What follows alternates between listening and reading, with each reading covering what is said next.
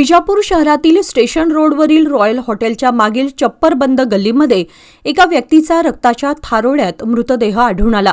या घटनेची माहिती मिळताच परिसरात एकच खळबळ उडाली।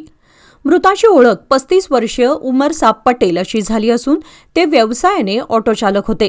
प्राथमिक माहितीनुसार अज्ञात हल्लेखोरांनी त्यांच्यावर चाकूने वार केल्यानंतर दगडानेही हल्ला करत त्यांची निर्घृण हत्या केली।